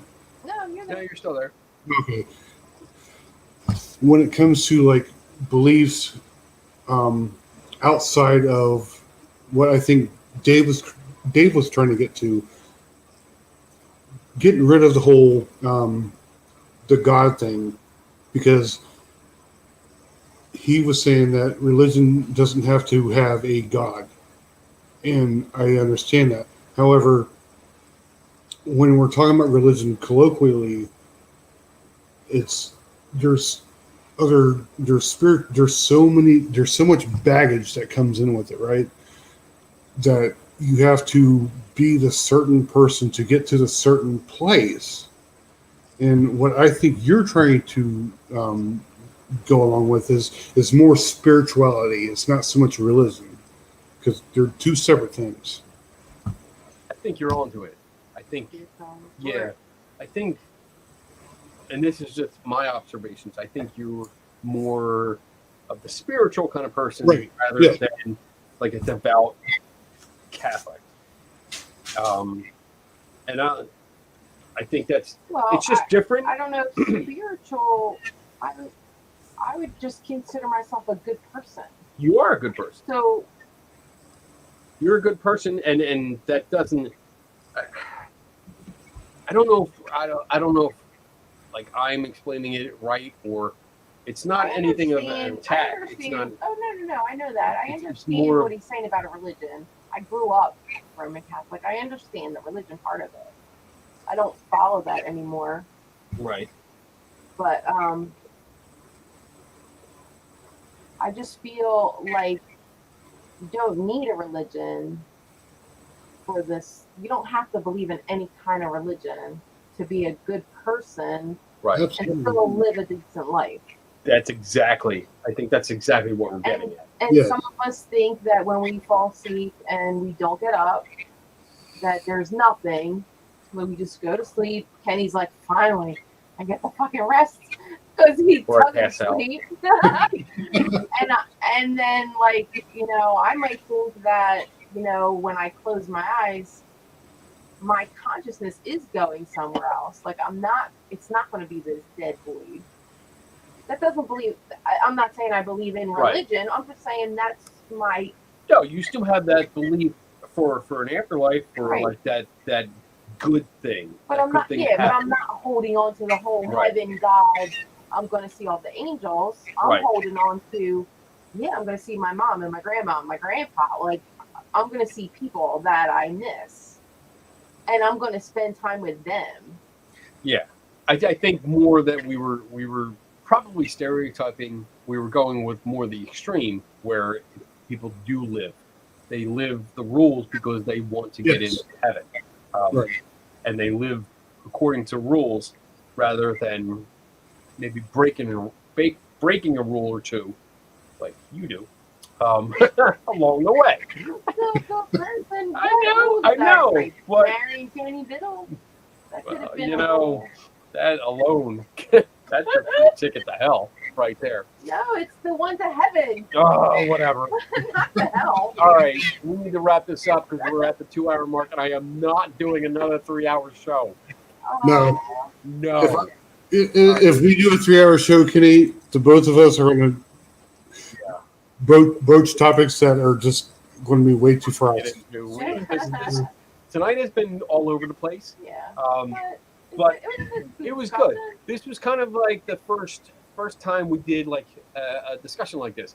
Instead of just having an open forum where I sat here and answered like random questions from people, we had a topic that we kind of threw out there, and it was good to have a conversation between us where we just explored different avenues. And I know we didn't answer everyone's question. We didn't take a lot of questions tonight. I know there was questions in the chat room, but sometimes we get to them, sometimes we don't. And I felt more, it was like, let's push through this. Yeah, it wasn't a question kind of show. Yeah. No. And, we had enough to talk about. Because again, like as we said in the beginning, we are not experts in this. We were speculating. We were having a conversation. We weren't going full-fledged by the rule. And I know, like, especially to Dave's disappointment, probably we didn't have a lot of studies or any studies to fall back on. I do have some notes. I do have some notes. Night show, yeah, Dave. I want to get to. There's a difference. Because I do want to look some stuff up for them that I did read the show that we did. But it was more of a conversation. And I know that the conversation in the chat room was going pretty good. So that's all there was. And I'm glad you brought this topic up. You got something? No, I'm okay. agreeing. All right. No, I heard a noise. I'm sorry. I'm just making sure. So I thought that was a good discussion topic. It's nice to just speculate sometimes, once in a while. Throw out a topic out there and let's just see where it goes. Because I mean, again, we went from biological death to cannibalism to preparing for the next life. If there is one, and religion. We went all over the across the spectrum of topics here. That's what happens at the tiki bar. And I think it was pretty good. I enjoyed it. I hope you had a good time, John. Absolutely. Yeah. Good. All right. I'm going to put the announcement. I'm going to start doing the announcements. Do you have anything coming up by any chance, John? Me? Unfortunately not. No? Okay. No big deal. All right. I do have announcements. I'm going to put Donna back in the background. Bye, guys. Where she's comfortable. There you go. All right. And then you are definitely free to hang out while I do the announcements. I got to find them first. So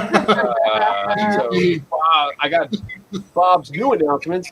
All right. It partially covers you. There you go. So, there you go. Let's see. August 30th, which is coming up, I think, Tuesday, I will be a guest on Dark Sun Rising podcast. I was on there not too long ago, and we had a great time.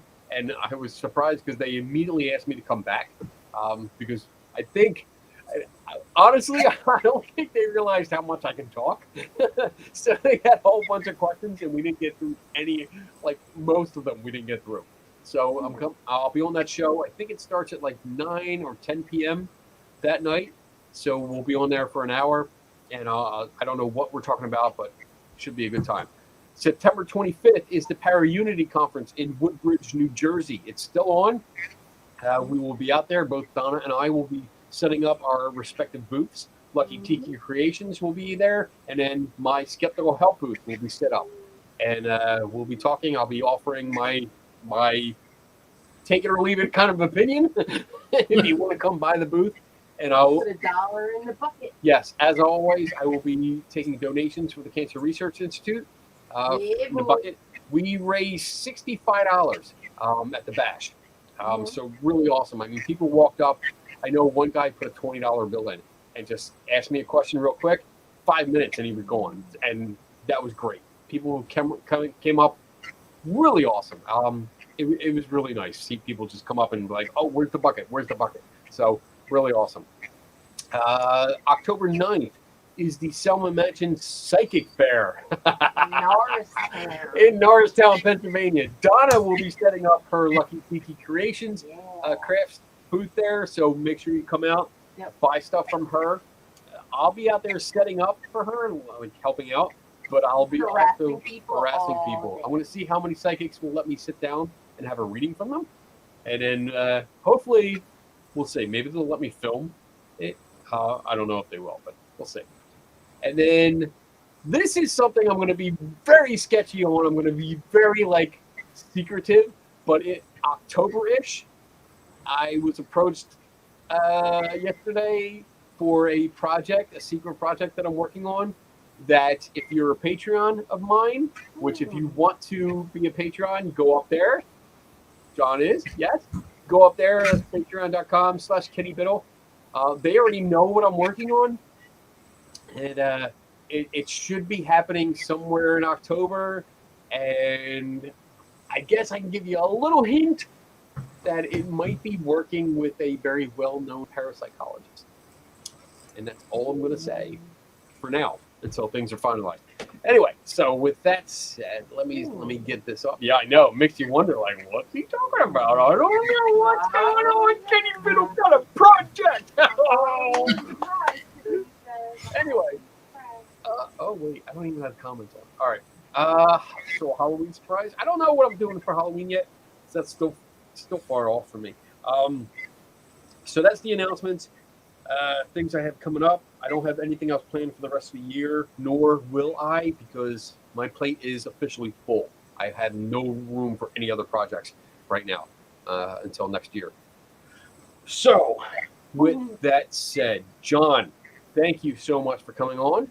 Thank you for discussion, for talking, and I know you were nervous coming on, but you did great.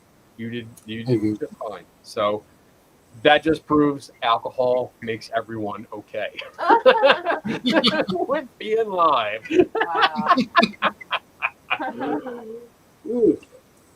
Oh, and last announcement is tomorrow on Three Tortured Souls podcast, starting at 8 p.m. Eastern Time. Myself, Dave Schumacher, who was in the chat room, Tim Vickers, who was also in the chat room, we will be talking about dowsing. No, yes, dowsing rods. How many times can we beat it? We're gonna beat it until that horse is just liquefied. Real quick, the old dowsing thing. I dated somebody who was like all against the paranormal, all that shit. She was an atheist. The one thing she did believe in, the one thing was dowsing rods. So I'm actually looking really forward to the show. So it should be interesting. We're going to dabble in the history and uses and does it work. And I'm in charge, so I Lord, study. I did print out some work. I actually have a study by the United States Geological Survey, whatever, from 1917, I think, and them looking at it but I have more work to do, and I'm sure Dave is going to have tons of freaking studies on it. There's so many aspects of that I want to touch on. Damn it, Kenny, you never got back to me about dowsing rod holder thing, and I forgot to remind you. So don't you, Tiffany. I love when I can blame other people. Are we doing experiments tomorrow? I don't know. I'll have my dowsing rod holder up here in the background. Maybe next to my awesome trophy. We'll see. But Tiffany, I do have one set left, and send me a message after the show. As long as you're in the United States, that's it. I believe you are. If you're in the United States, we can talk about shipping. What's going on with that. Yeah. So, but I have one because I did sell one over the weekend to a group, which was interesting. So. All right. With that said, everyone enjoy your weekend. Have a great weekend. Do what you want to do, but be nice to other people. Don't be a dick. Do not kill. Do not kill. Yeah, do not kill. do not cannibalize. Maim people. Maim. Do not kill them. Girl, you're so graphic. You're so hostile. He didn't say you were not a maim. I said don't kill. You're like don't. Just maim them. Don't kill them. You're violent. Don't kill them. See what I have to live with? Don't kill them. I'm afraid to go to bed. All right. Don't be a date. Anyway. Oh my God! Bob said it. I did not. Wow. No, wait a minute. Don't be a Dave. Don't be a Dave. Wow. Don't. All right, Dave. You saw it. Bob said it, not me. Damn it, Bob. See you, everyone. Remember, never stop learning. I'll see you next week. Bye.